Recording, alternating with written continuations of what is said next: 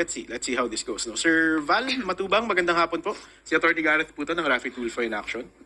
Magandang hapon, Tony. Sir Val. Opo, may ilang katanungan lang po ako. No? Kino-confirm niyo po na itong si VNC, siya po ay nafe-feature niyo sa inyong vlog. Siya po ay madalas yung nagagamit sa mga video. Tama po. At siya po ay nila-love team niyo doon kay Alfredo. Tama. Alfredo. Yeah. Sabi po ni Kanina, wala problema po. Siyempre, rights po nila yun. Ayaw nila mag-speak. So wala na po. So, Opo. consequence sa kanila. Matagal ang tumigil. Dahil matagal na silang tumigil, sir, at sinabi niyo wala namang kayong masamang reaction dun sa gusto nila, saan po nanggaling itong mga sinasabi ninyo about her na siya ay bobo, siya ay... Po yun. Mama. Ay, yung nanay niya po, sesementohin ang muka, ganyan po. Saan po nanggaling to, sir? Sino po may sabi? Nasa video niyo daw po, sir. Ito yung mga sinabi niyong itong mga to, nilista niya. May 8 points siya dito. Hindi ko na lang babasahin yung sinabi niyo tungkol sa programa dahil sila naman ang kami tinutulungan. Anong iniintay? Yes, sir. Yung video po na doon sa staff niyo po, mas mainam po i-review po. Talagang sinabi ko yun. Okay, so sinabi niyo yung tungkol kay VNC at yung sa kanyang nanay, no? Kino-confirm niyo sinabi niyo yun, sir. Kasi review po yung video ko, sinabi ko po yun lang prangkahan o harapan o talagang gagawin ko yun. Yun po kasi Kuya Val, ang mali po sa inyo ay yung mga biro niyo po, baga Kuya Val. Yung laro po ninyo.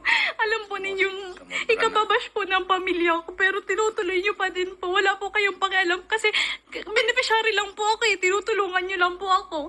Kaya wala po kayong pakialam sa mararamdaman po ng tao. Kaya nahayaan niyo po yung mga sinasabi niyo kahit alam niyo makakasakit po. Ernie, Sir, kausapin niyo muna po si VNC, sir, no? May sinasabi po kasi siya regarding dun sa inyong... May record po ako ninyo pero alam ko hindi po pwedeng ilabas yun dito. Kasi, privacy po natin yung pag-usap natin, yun lang po ay. Opo. Okay, so ano yung sinasabi mong hindi mo pwede ilabas? Or ano ba to? Yung record po ng pag-usap po namin na pinipilit niya po ako na bumalik po sa love team. Pero ang sinasabi naman ni Sir Val, no? Ikaw ay malayang pwede lang tumigil. Opo. Dito lang po niya hindi na ano.